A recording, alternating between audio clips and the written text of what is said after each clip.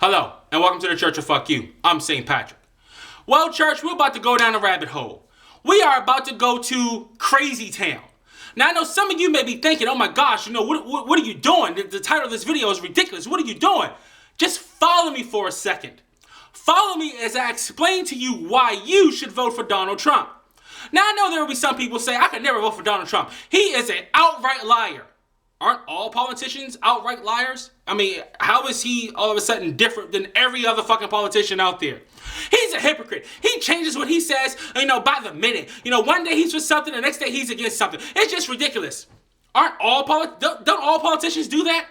Don't all politicians flip-flop on certain issues? Now all of a sudden you don't want to vote for someone who has flip-flopped on a certain issue? Are you serious? When the hell did this start happening? When did this become a problem in politics that someone flip-flops? Yeah, it may take a politician, say, 2 to 4 years to evolve on a certain subject. It just takes him 2 to 4 days. He's just quicker than everybody else. I don't understand what the problem is.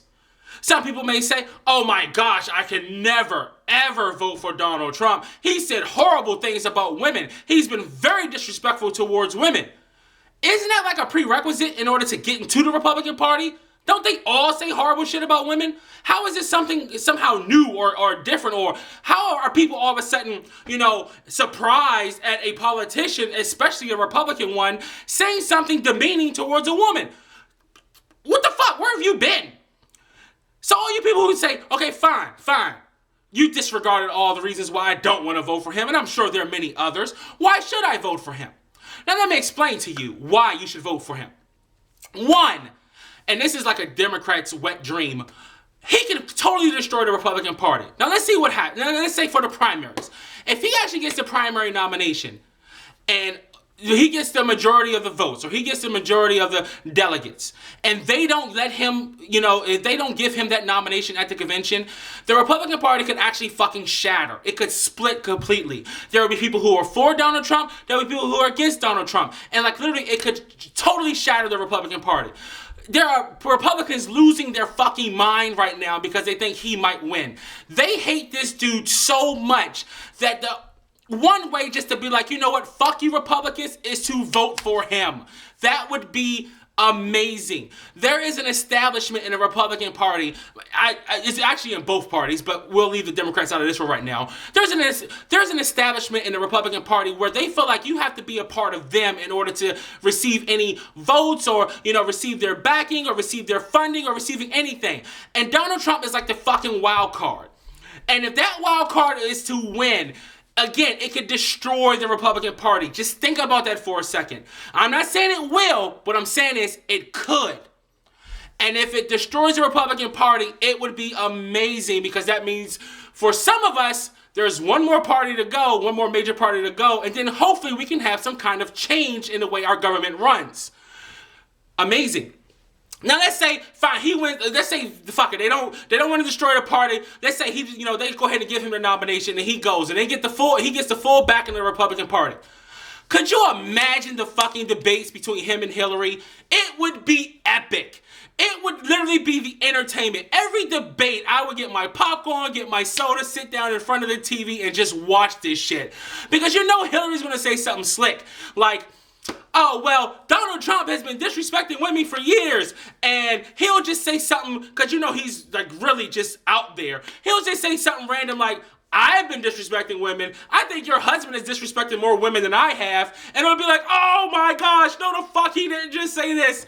Or she'll start saying something like, Donald Trump has been really demeaning towards, certain issues. And Donald Trump, he doesn't understand the people. He doesn't feel the people. And he'll do some random shit like pull out a cigar or something and be like, I respect the people like I respect my cigars. My cigars smell like tobacco. What do cigars smell like in your house? And let's see her face get bloodshot red.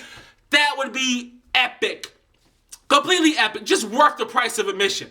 Now I know some of you saying, that would actually be pretty funny to watch. But what if this crazy ass dude actually wins and becomes president? Well, I thought about that as well. One or two things could happen. One, he could actually be a halfway decent president. I know some of you may not think so, but whatever. It could actually happen. It could turn out. But two, he could be a shitty president, but at the end of the day, He's going to be in the same boat that fucking Barack Obama has been in. He's going to work with a Congress that will not fucking work with him at all. Now, again, I'm not excusing Obama, and anyone who's followed me know I'm not a Democrat fan or an Obama fan, so please don't take it as that. But what I will say is, Congress has done nothing in the last 8+ years. They have absolutely just shut down and done nothing. Did nothing. Absolutely nothing. Do anyone really think in their right mind that their Congress is actually going to start working with Donald Trump?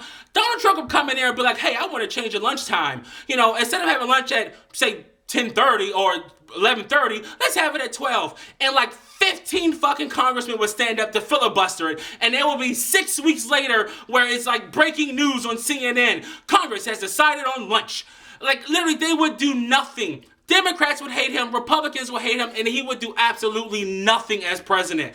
Now, no, see me say, I don't want to throw away 4 years of the country and, you know, and all of a sudden, now we're getting nothing accomplished. Do you really think anything is going to get accomplished? It has been accomplished in fucking years.